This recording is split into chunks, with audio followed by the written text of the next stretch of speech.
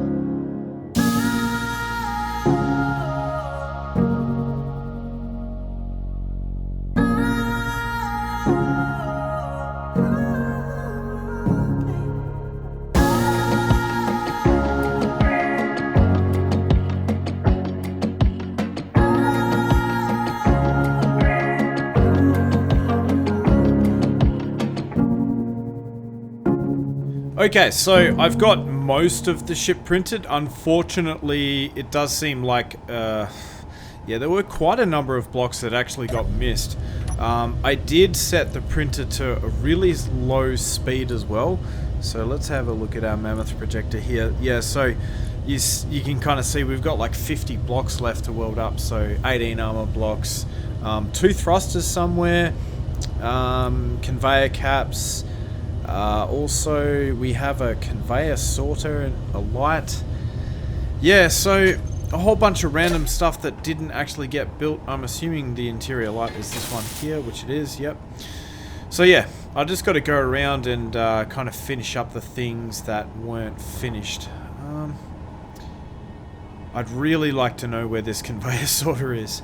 And the thing I'm worried about is, right, the problem with the projectors is they don't tell you if a block is like half complete. They only tell you if a block is like this where it hasn't even been built at all. So yeah, that's going to be a bit of a problem.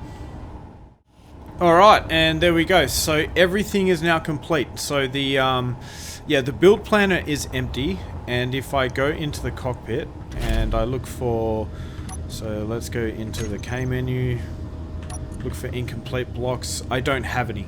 And then if I have a look at the Mammoth projector, it's turned off, which means every single block has been built. So I think we're good to go. But before we get too overzealous and disconnect this thing, there's a couple of things we need to do. So the first thing I need to do is go ahead and put a connector here. So I'm going to withdraw the components for one of those. Now, the other thing is, of course, we need to actually get the ship over to the other ship. But, you know, since that one is an atmospheric ship, that's going to kind of be a little bit hard.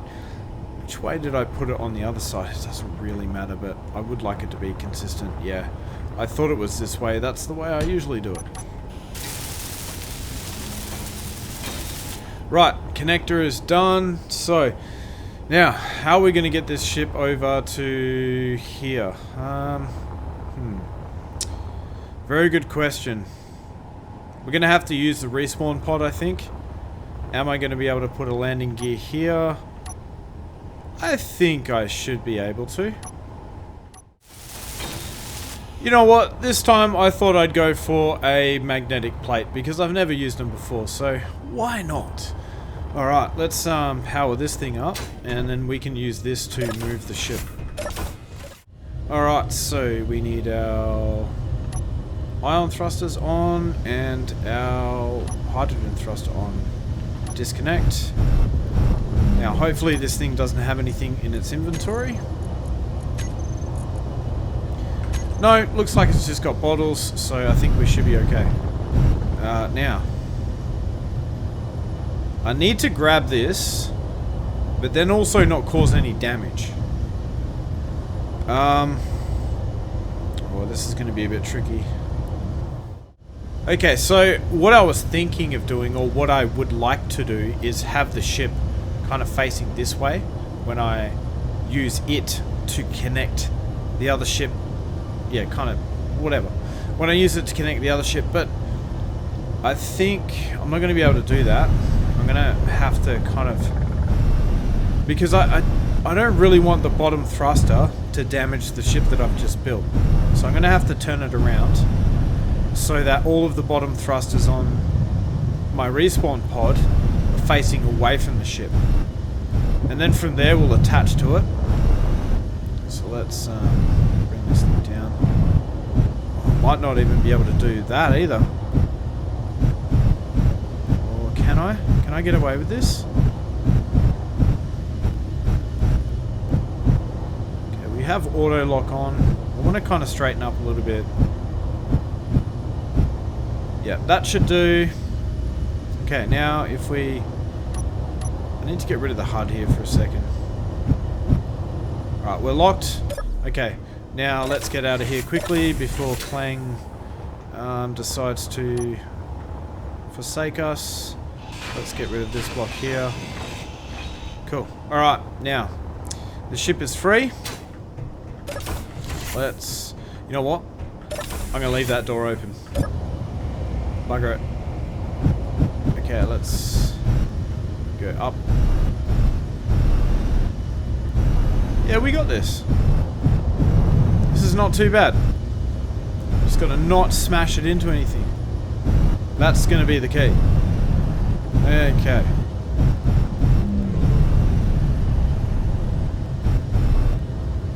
So let's slow down. Slow down, slow down, slow down, please. Alright, let's go vertical.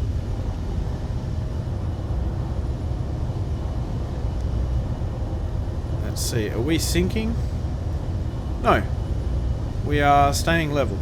Let's twist.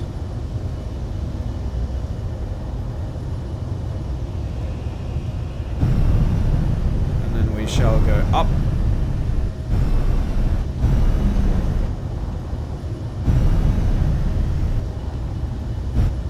Well, that wasn't so bad, actually. Oh, I've gone too far that way. Alright, I think we're good. No, we need to go this way a little bit. And we need to go down a little bit. Alright, now we're good. I don't know how dead vertical we are, but I think it should be close enough. What's going on here? Alright, let me try not to die by a thruster. And where's the cockpit for this thing? Can I get in? Yes. Yes, I can. Please let me in. Alright, there we go. I need the HUD for this one. Alright, connect it. Now, let's jump out of this one, jump into the other one, disconnect the landing gear, park this thing back up, and finally we can head off to the alien planet. Alright, I'll probably skip the next part because, yeah, it's going to be pretty much of the same. Alright, so I've got this ship docked up. Now there is one thing I kind of forgot about. So before we go, I would like to take some components, or at least ores, with me so that I can build some stuff when we get over to the alien planet. Obviously, I think you guys know that I want to build a reactor. You know, the second I find uranium, the first thing I'm going to want to build is a reactor. So that is why I have been keeping all of this gravel. So you might have noticed throughout the series that I have consumed about 40 or amassed 43.4k gravel. Yeah, and the reason for that is because you need a lot, and I mean a lot, to build large reactors. I think you need like something like 8,000 or whatever to build a large reactor. So yeah, that's why I've kept all of that. So I want to take some of that as well, a couple of other bits and pieces so that we can build a reactor when we get there. Only problem is we don't have any iron, so I'm going to have to go and mine that. Now, rather than using this respawn pod, I think this is going to be a perfect opportunity to use the avalanche. And it seems like the event block didn't work because the light is still flashing and it is connected. So yeah, that's probably my fault. I've probably done something wrong with that block because I've never really used it, but yeah, it didn't really work to plan, so anyway. Alright, let's jump in the avalanche, go down there, grab a little bit of iron, and then come back, get that refined, chuck all the stuff into this ship, and then finally we can head to the alien planet. And no doubt you guys will be like, yeah, but nah, I'm sure he'll come up with something else that he needs to do before he needs to go. Cool. Alright, so we've got enough iron, I think, for a while. The refineries will grab that. Actually, you know what? I wonder if everything else is done. I'm pretty sure everything else is done. But yeah. So this thing actually works really well in space. That was the first time I've ever used it in space, and it works really, really well. So yeah, if you guys are looking for a decent space mining ship, I definitely recommend it. So yeah, not to kind of plug my own content, but yeah, anyway. Okay, so right, now we just need to wait for it to be refined, put everything in, then we can go. Alright, so everything is finished refining. I decided to wait until some of the batteries on the Mammoth were like fully charged. As you can see, they're only at like 33% because we only just built the thing, really. So I would like to wait the 8 minutes it takes to get them charged. But yeah, I'm actually quite amazed at how much iron we managed to accumulate. It looks like we managed to gain 280,000 worth of iron just from one trip in the avalanche. That is just insane. So yeah, normally in my other ships I would probably grab about 120,000 per trip if I'm lucky. So that's more than double of what I would usually grab in one single trip. So yeah, that thing is insane. Alright, now we just gotta wait, and then we can finally head off. I told you there was gonna be another thing. I told you, but you guys would have already known that anyway, wouldn't you? Alright, well, I think we are finally ready. So all of the cargo is loaded, the ships are loaded, batteries are fully charged. Now, the only thing I need to do before I head off though is make sure that all of the batteries are set to auto, because otherwise I'm going to be in a lot of trouble. I was going to do that before I started recording, but I thought I would wait until I started recording. Yeah, because hopefully it will help somebody else out. Alright, so let's set these to auto. These ones are set to recharge. What are these ones doing? Current output. Yeah, so they are discharging, but that's alright. 15 days. Alright, so hopefully when we're gone, all of the batteries on the base should fully recharge. I don't know if that's really going to happen though. Alright, let's disconnect the bottom connector. Cool, and we're off. Alright, so we got all three ships attached. I don't know if it's really necessary to bring the Mammoth. I mean, sorry, the Avalanche, considering it's like a hydrogen ship and we're not really using it anymore. But that's alright, whatever. Alright, where is the alien planet? Okay, well, it seems like the alien planet is right there. But in order to jump, I'm going to need to first escape Planet Oz's gravity well. So, I'm going to turn off my front thrusters here. And we're just going to kind of drift towards the planet for a little while until we get to, I think it's about 42 kilometers, and then after that we should be able to jump. Alright, well, as predicted, it was actually 42 kilometers. Now, I'm just going to change my view here, but I can't really see where I'm going. So, oh, this is going to be tricky. Have to kind of tilt down a little bit.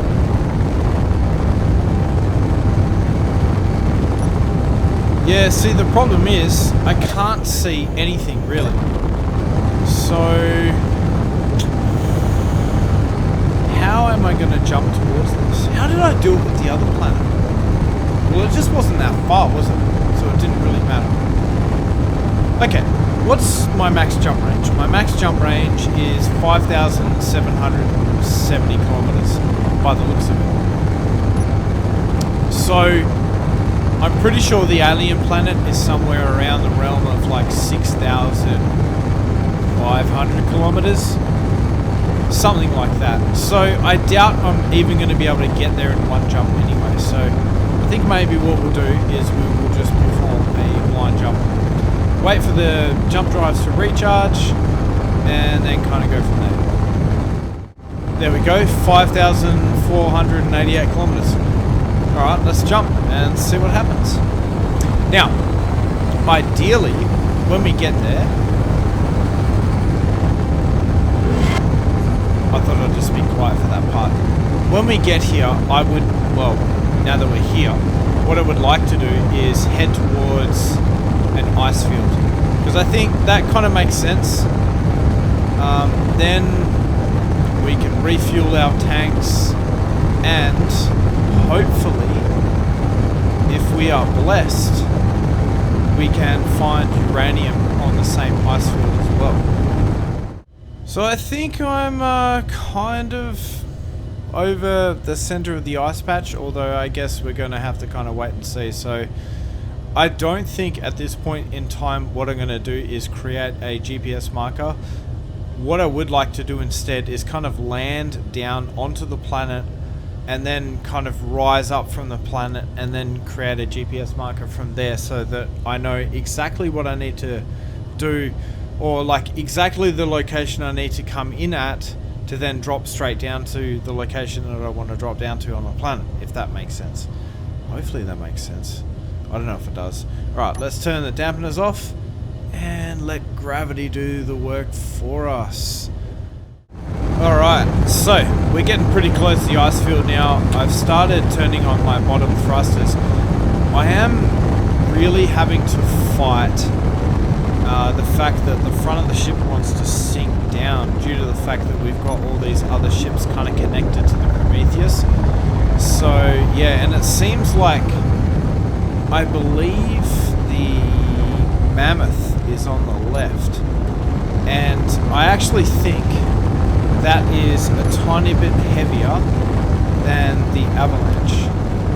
So yeah, that is kind of dragging the ship down towards like kind of the front left, which is, yeah, really not cool. So I'm just kind of like really easing it down, trying to keep it at about 50 meters per second. And then once we get close, so we're about 500 meters from the surface, so now I kind of start slowing it down, maybe 20 meters a second. Maybe go for about 10. Just keep alternating the thrusters. English is hard. Alright, let's see.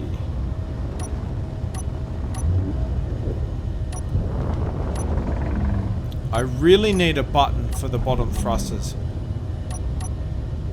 Alright, now we can just kind of go downwards. Land straight, and... why don't I have my landing gears here? Okay, and we're landed. So, I think at this point the smartest course of action would be to first get some fuel. Let that refine while we are searching for uranium. Although, honestly, I am really itching to find uranium. So, let's see here. Let's find our ore detector. So I think it's this one. Let's set the range to 1.2 kilometers. Turn it on and see what we find. And we find nothing. What? That's weird. Okay, there we go. So... oh! Look at that! So we have uranium right in this ice field. That is absolutely awesome. So, I think if I can get my character directly over it, I should be able to kind of get remotely near it. I think it was about here because it kind of did jump, didn't it? Alright, let's create a GPS marker here, bring the ship over, and then we'll kind of line it up exactly. Alright, so we have our uranium marker done. Oh yeah, I'm getting too excited. I need to remind myself I need to get some fuel first. Well, I don't really need it though, do I? I mean, I've got 50% fuel already, so I don't really need it. Okay, let's turn our thrusters on. And then let's unlock the landing gear, and now we are free. Let's change the camera view here though. Alright, so I guess all we really need to do is just go straight down and then just mine what we need to mine. Okay, so I think I've grabbed all of the ice I want to from now. I believe that we have probably half of what we grabbed from the ice asteroid. But yeah, I mean, at this point, I think we got plenty. I don't think we really need any more. So, one thing I did when I set this ship up is I did actually set on the hotbar for these Mammoth batteries to be like, so I can switch them from auto to recharge. So we're going to set them to recharge, try and recharge the batteries as much as possible. Let's just see what sort of charge they have at the moment. Wow, okay, so we actually went through quite a lot of power there. Wow, that's crazy. I think what may have happened there is when I activated the jump drives, it would have sucked the power from all of the batteries throughout the entire ship, including these batteries as well. So I think when I landed the ship, it probably wasn't even fully charged. I don't even know because, you know, at this point in time, I can't exactly go back and look at the recording, can I? Alright, so it seems like the batteries on the Mammoth are fully charged now. I have gone ahead and made some changes to the ship while I was gone, so I went ahead and added in these beam blocks. I did add them to one side of this jump drive here, but I never did the other side. But so yeah, I kind of decided to follow that theme all the way along. I would like to change that bit there and that bit there so it all kind of matches up with everything else. But yeah, that's just kind of a minor thing. So alright, now we can finally start chasing this uranium. Now, actually, one other thing I wanted to ask you guys was, there have been a few comments lately that say people want to see me actually mining this stuff. So, if you want to see me mining stuff and you want it to be in like kind of a time-lapse format, then, you know, let me know if that's the kind of stuff that you want to see. And if it is, then that's what I'll do. Alright, so let's get this thing disconnected. Whoa!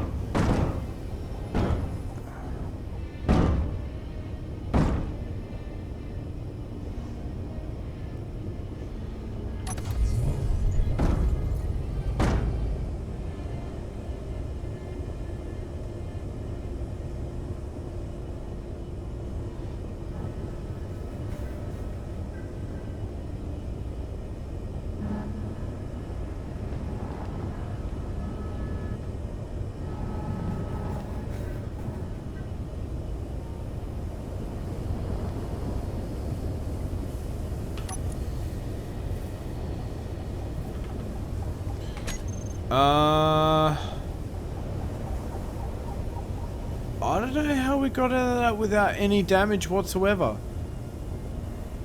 What? Well, I'm going to take that as a win.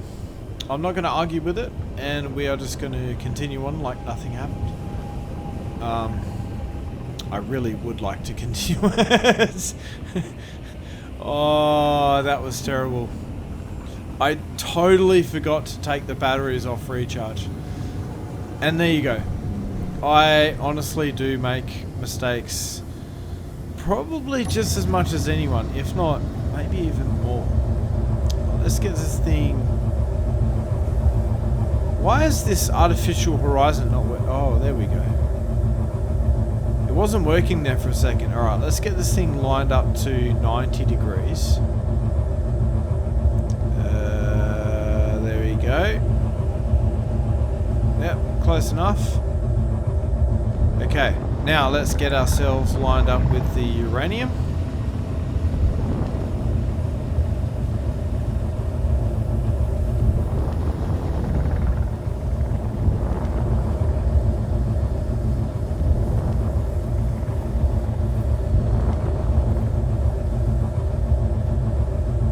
Okay, and there we go. So it looks like we're completely lined up. Now, I think what I am going to do is get a time lapse of this. Although the only thing I'm going to have to do is use probably my other computer to do it.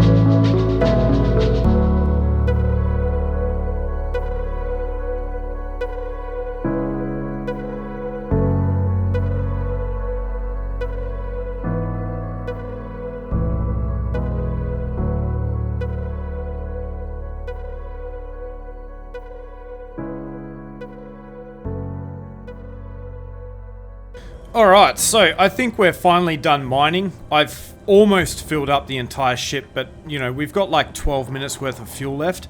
So I don't really want to, yeah, rock the boat too much. Let me try and get this thing dead vertical, so it's a little bit easier to get out of the hole.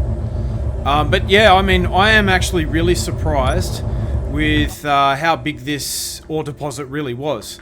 It was absolutely massive. So I've managed to fill the ship, which should be probably, I reckon, about 170,000 units worth of uranium. And I don't know why the game is so quiet, but yeah, anyway. So 170,000 units of uranium ore, which might not sound like a lot, but trust me, guys, in terms of uranium, that is a huge amount. So yeah.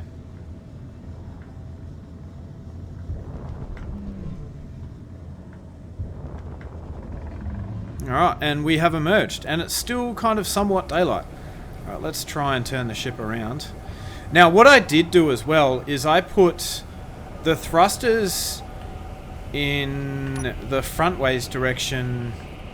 Yeah, I put them on the hotbar so that when I kind of thrust forward, they're not going to kind of stop me, if that makes sense. What I should probably do, though, is make sure the thing is actually level. Right. Go up a little bit here.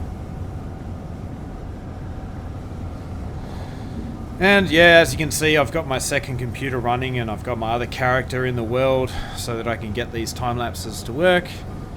Alright, let's turn these thrusters back on. And let's get this thing docked up. I'm not sure if I want to go back for more uranium. I don't think I really need to be honest. So... oh, slow down. There we go. And that's the direction where I put additional thrusters too. That's the only thing about using atmospheric thrusters on these type of ships is they, once you fill them full of ore, they don't really perform that well. But then again, the hydrogen ship, the only reason that performed so well is because, you know, it was also in 0.25 G, so yeah, that's probably why it worked so well on that planet. Almost docked up. Alright, let's lock her down. Fantastic, and now my refinery should be going crazy. Let's just see. Yep, there we go, and we already have uranium. Fantastic. Okay, so at this point, what I think I would like to do is put a reactor in here somewhere. The only question is, where am I going to put the reactor? I feel like this ship has way more tanks than it needs. So perhaps we could sacrifice a tank for a reactor. So, in order to do that, what we're going to have to do is... I'm going to give this tank a unique name. So...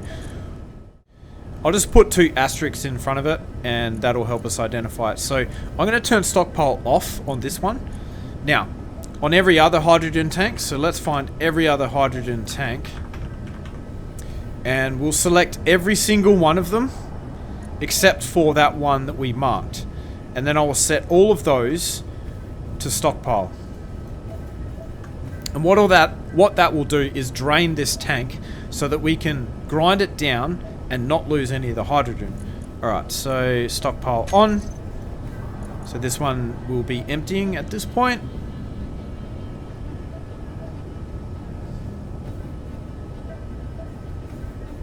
Awesome, there we go. This one is emptied. Now we can grind it out and replace it with a reactor.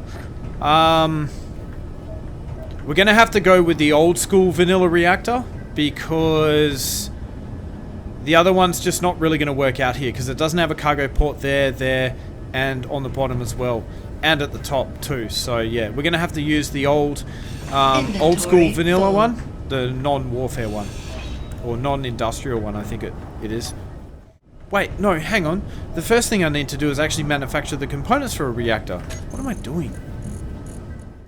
Well, you know, in hindsight, I probably should have started building these components while I was mining the uranium, and that would have killed two birds with one stone, but yeah, I'm sure you guys are used to my awesome planning skills by this point, so that did not happen. And now we got to wait until all this stuff is built. So I'll see you guys when it's done. Alright, fantastic. There we go. So our very first reactor in the game. Awesome. Let's see how much power we got now. We will have no problems with power. In fact, I did check how much uranium we refined, and we had about, I think it was 24 ingots. So let's have a look at how much uranium we have now. So yeah, we've got 40 ingots. We are producing more uranium than I think we're consuming at this point. So yeah, let's just check our reactor and see what sort of power it's putting out at the moment. So 76 megawatts, you know, max output's 300, so that's fine. Yeah, very awesome. Okay, let's go ahead and turn off all the tanks from being on stockpile, because we don't need them to be on stockpile anymore. Okay, so all the tanks are off stockpile. Looks like we've got 60% fuel left. How much ice have we got? I think we've still got plenty of ice. Yeah, so we've got 1 million ice there. I think we should probably be able to get to about, another 116k there. I reckon we should be able to get to about 75% full with the amount of ice that we have. Honestly, how much uranium do we have left? Just raw ore. Okay, so it looks like we've got just under 170,000 uranium, which, look, honestly, I don't even see us using that in, like, you know, the entire game.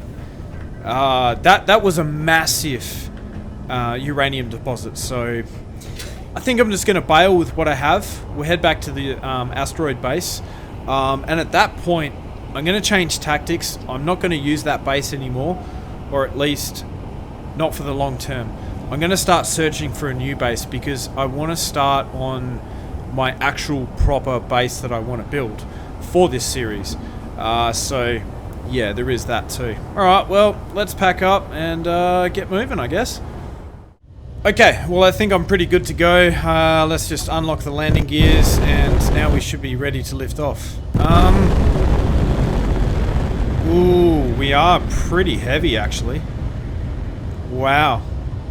I did not expect to be that heavy.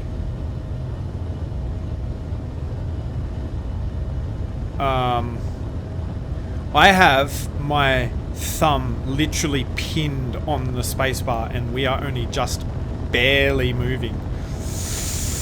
Ooh. I probably should have looked at the weight a little bit more carefully, but oh well. And you can see already the front of the ship is sinking down because the weight of the Avalanche and the Mammoth on the front is just kind of dragging it down.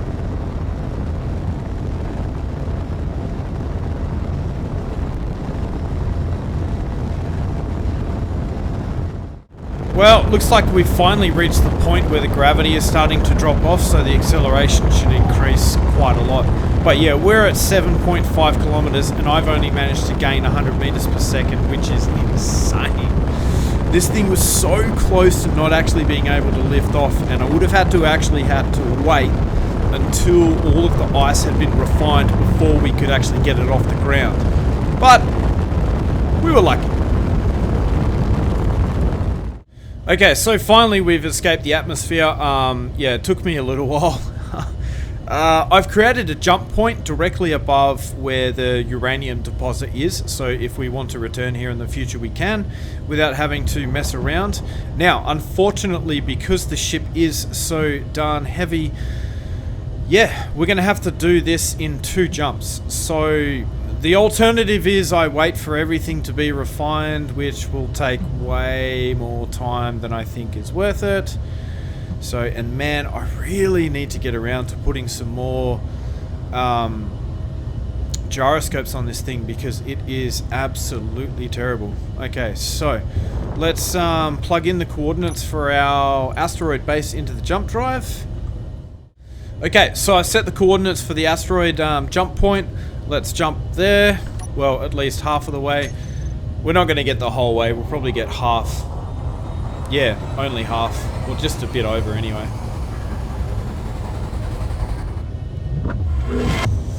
Alright, and now we have to wait for the batteries to be recharged.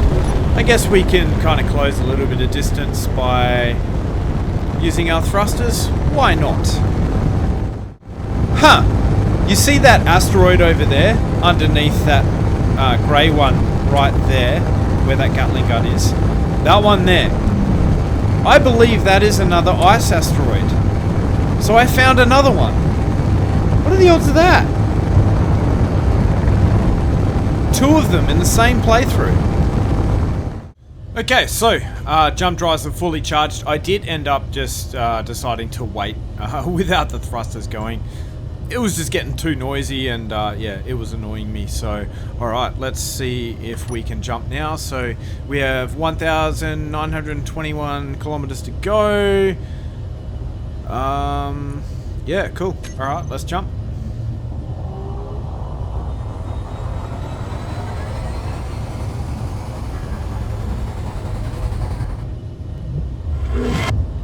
Awesome, there we go. Okay, so I think I've got, yeah, well, 10 kilometers to go. So let's head on back to base, get this thing docked up, and then we can use the other refineries in the base. I think we have 4, to get some of this uranium done. Well, we're finally back at base. It is always a bit of a challenge though, docking this thing, because of you know, kind of how big the ship is and how little the camera zooms into the connector itself. So yeah, it can be a little bit difficult to actually dock this thing up, but I think we should be alright. Alright, let's so where's the connector? There it is. Ah, too far. Okay, so I think we're lined up vertically. Horizontally, how are we going? We need to go this way a little bit. And we should just be able to go straight down. Back a tiny bit. There we go. Fantastic. Alright, ready to lock. Let's lock her down. Let's turn off all the thrusters. I think it was number 3. Is it number 3? No, it's not number 3. Is it number 1? Yes, it's number 1. Alright, cool. Fantastic. Successful trip. So it looks like we have 2 jump drives that are actually... No, 3 jump drives that are fully recharged. Only needed to use 2 of them to actually get to this point. Yeah, so that's an interesting thing with jump drives. When you have like, you know, 10 of them, it doesn't take like, you know, 25% of each of them to get to a certain distance. It drains one, then another after that, and if... you know, it only takes 4 jump drives to get you to a certain position, then it will only take the power of 4 jump drives and it'll leave the other ones fully charged so you can actually jump somewhere else. So, anyway, yeah, a little bit of fact for you. Yeah, so, anyway guys, I think I'm going to end the episode here. Next episode, we're going to focus on trying to find a permanent home. And I think I would like to dial things up a bit, so maybe introduce some Reavers, something like that, because I feel like the game is kind of getting a little bit too easy, so I would like to spice things up a little bit. Anyway guys, really hope you enjoyed the episode, and yeah, if you liked this video, leave a like, don't forget to subscribe so that you get a notification every time I release a video, and I will see you next time.